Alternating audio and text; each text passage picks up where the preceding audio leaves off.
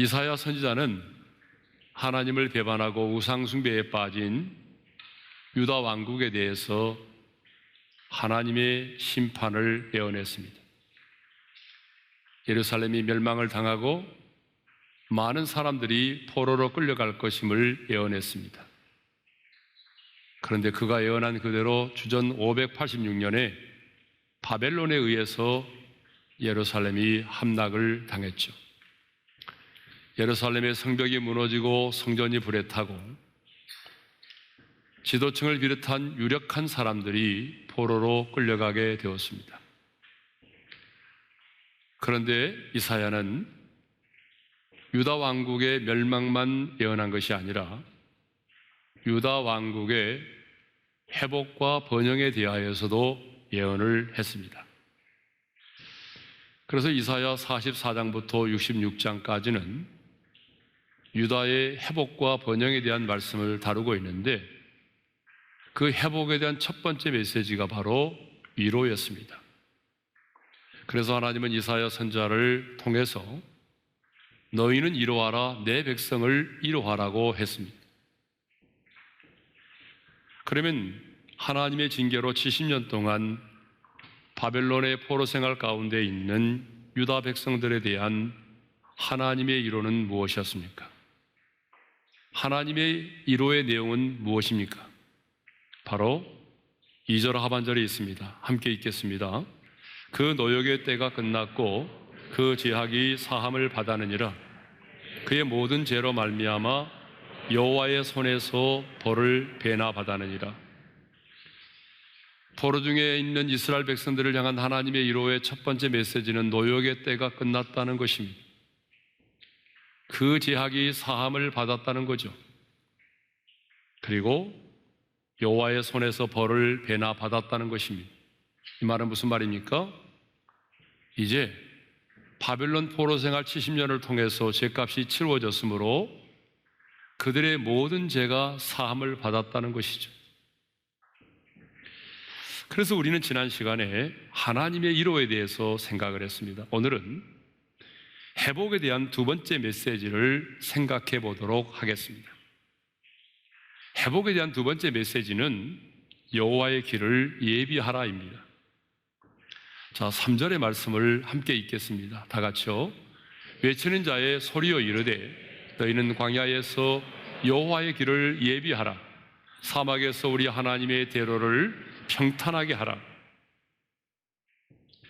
지금 이사야 선지자는 바벨론의 포로로 잡혀온 이스라엘 백성들을 향해서 고국으로 돌아갈 준비를 하라고 외치고 있습니다. 그러면 이사야 선지자가 포로 생활 중에 있는 백성들을 향하여 외친 내용이 무엇입니까? 바로 여호와의 길을 예비하라. 그리고 하나님의 대로를 평탄하게 하라입니다. 여러분, 이상하지 않습니까?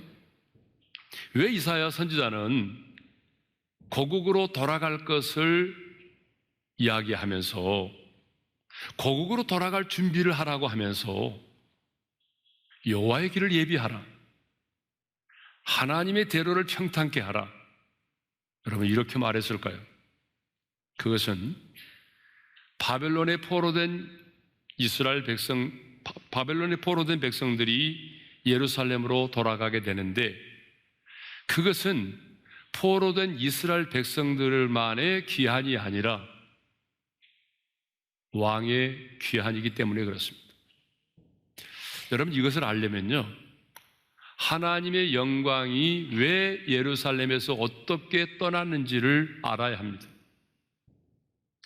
에스겔 9장에서부터 11장을 보게 되면 하나님의 영광이 성전에서 예루살렘에서 떠나는 장면이 아주 구체적으로 기록되어 있습니다. 유다 백성들의 죄악으로 인하여 하나님의 심판이 시작이 되자 하나님의 영광이 성전을 떠납니다. 하나님의 영광이 성전을 떠나요. 자, 에스겔 9장 3절 상반절의 말씀을 읽겠습니다. 시작. 그룹에 머물러 있던 이스라엘 하나님의 영광이 성전 문지방에 이르더니, 하나님의 영광이 어디에 머물러 있었다고요? 그룹에 머물러 있었다고 그랬죠. 여기서 말하는 그룹은요, 자, 여러분 구약의 성전에 보게 되면 지성소가 있고요. 지성소를 보게 되면 하나님의 임재를 상징하는 뭐가 있어요? 법궤, 언약궤가 있죠. 그 언약궤, 법궤에서 가장 중요한 것은 그 뚜껑, 속죄소예요. 거기에 대제사장이 피를 바르잖아요. 그죠? 그런데 그 뚜껑 위에는 두 천사 그룹의 모양이 있어요. 두 천사가 이렇게 하나님의 임재를 상징하는 언약궤를 지키고 있죠. 그러니까 하나님의 영광이 어디에 머물러 있었다고요? 이 그룹 사이에 머물러 있었다는 거죠. 여러분, 하나님의 영광이 이 그룹 사이에 머물러 있었기 때문에 성전이 성전일 수가 있는 거예요. 하나님의 영광이 이 그룹 사이에 머물러 있었기 때문에 바로 지성소가 지성소일 수 있었던 거죠. 만일에 하나님의 영광이 이 그룹에서 떠나간다면 더 이상 성전은 성전일 수가 없는 것입니다. 아무리 화려하게 지었다고 할지라도 하나님의 영광이 떠나가 버린다면 이 지성소 역시 천막으로 가려진 하나의 공간에 불과한 것입니다.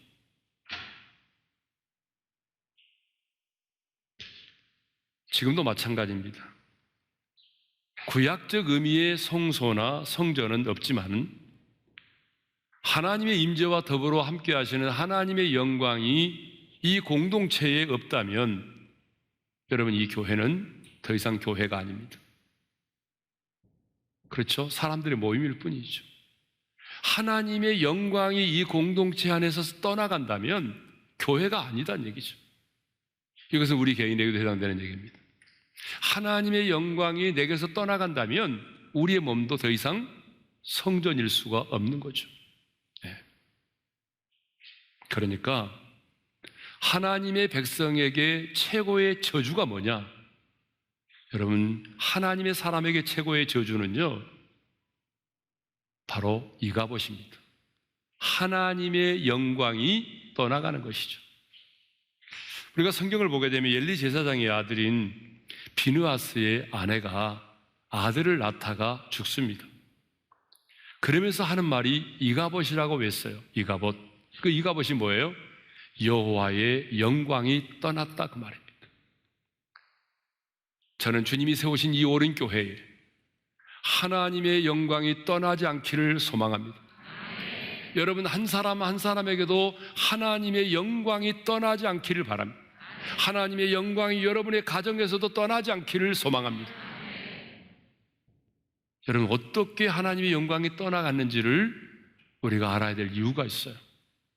자, 에스겔 10장 4절의 말씀을 읽겠습니다. 다 같이요.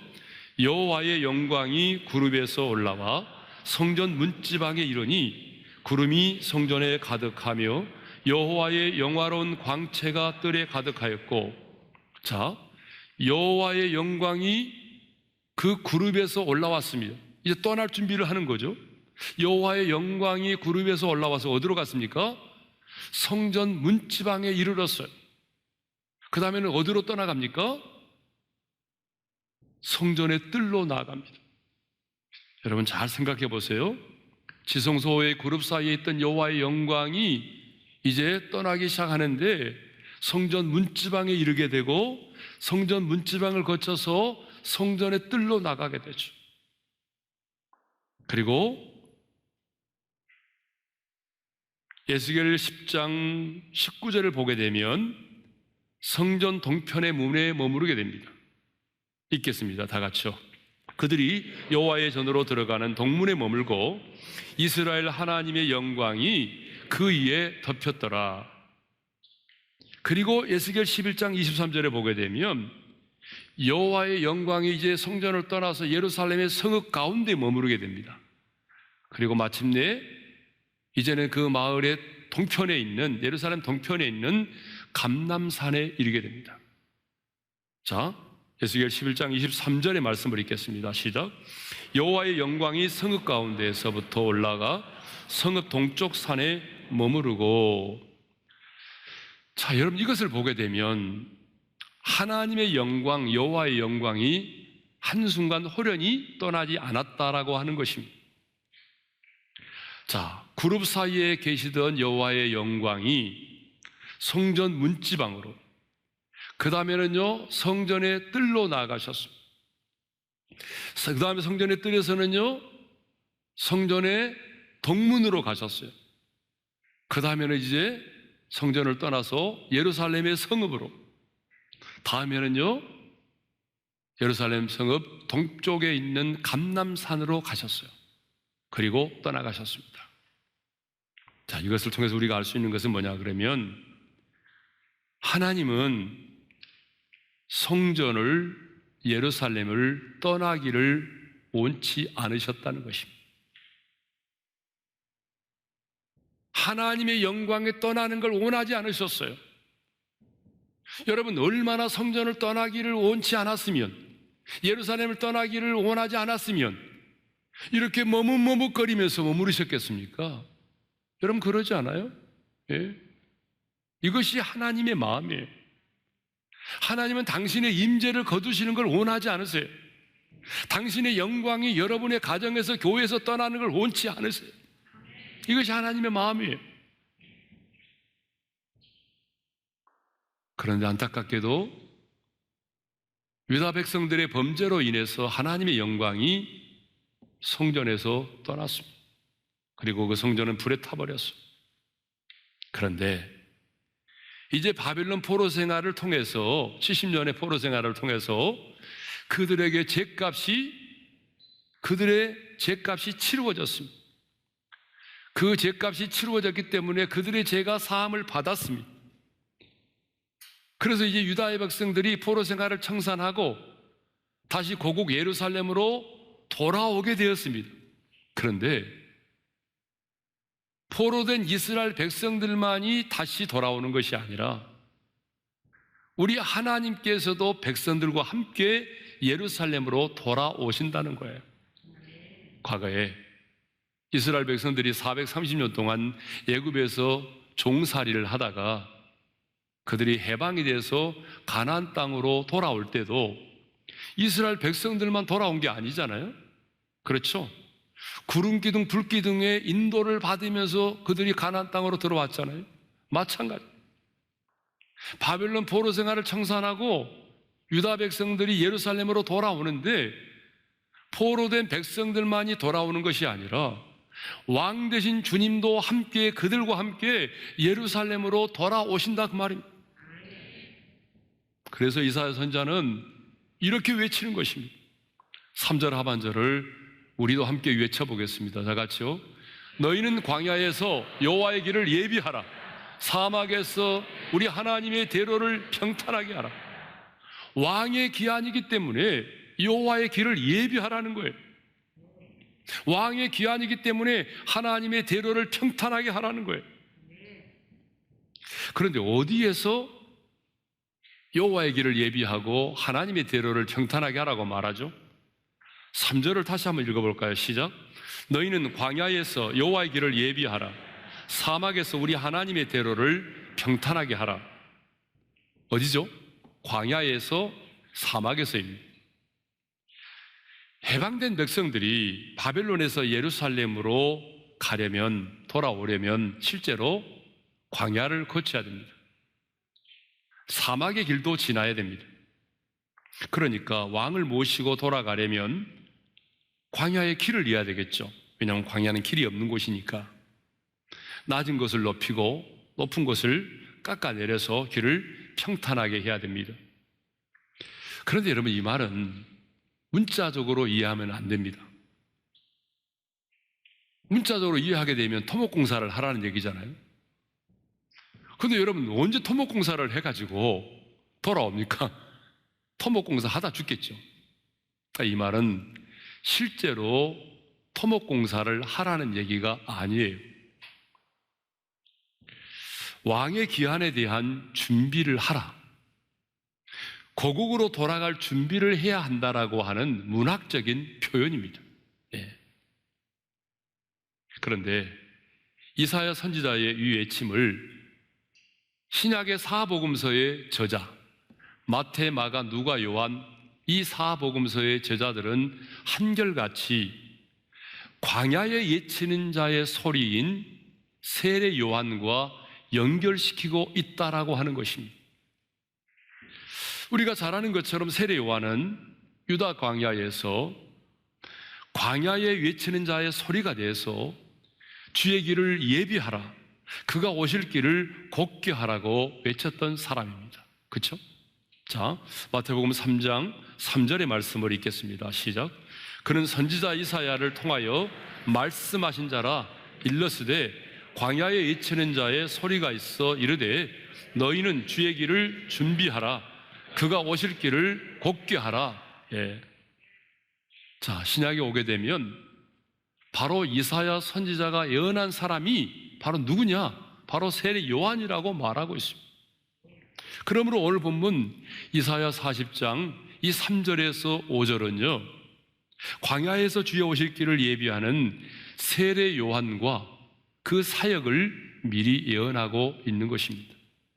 그러면 세례 요한은 어떻게 주의 길을 예비하였습니까?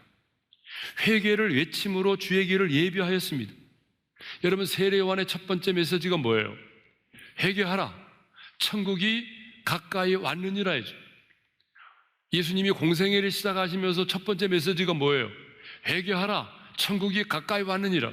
그러니까 세례 요한의 첫 메시지도, 공생애를 시작하시는 우리 예수님의 첫 번째 메시지도 회개하라, 천국이 가까이 왔느니라 했습니다. 세례 요한은 회개의 세례를 베풀므로 주님의 길을 예비하였습니다. 그렇죠?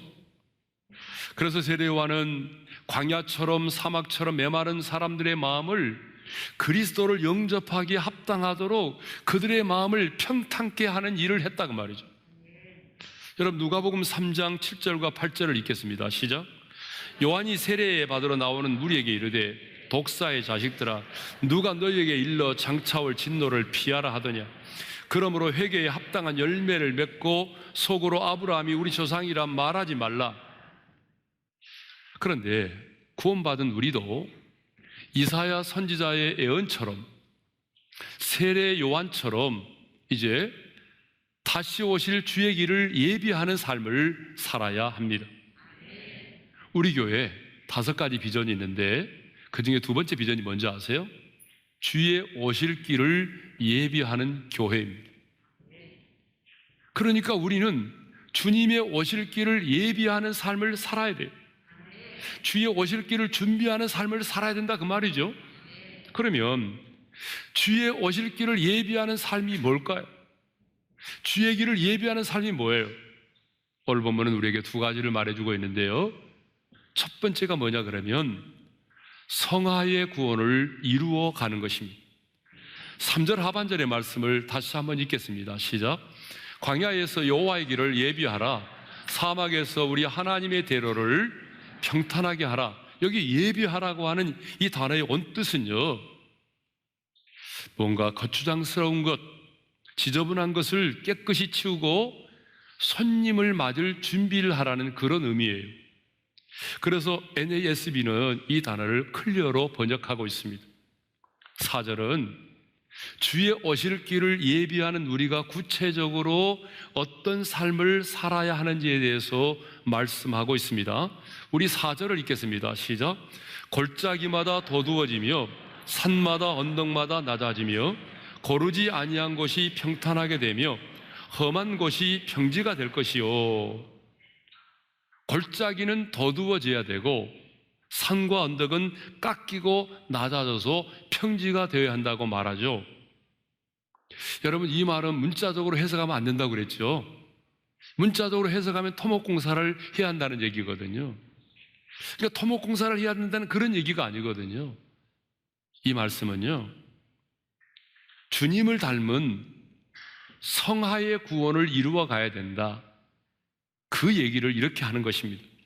자, 골짜기마다 더두어지며라고 하는 말은 영적으로 깊은 죄악의 골짜기, 슬픔과 그런 어떤 절망의 골짜기에 있는 사람들이 이제 골짜기에 머무르지 말고 골짜기에서 나와서 빛된 삶을 살라는 것입니다.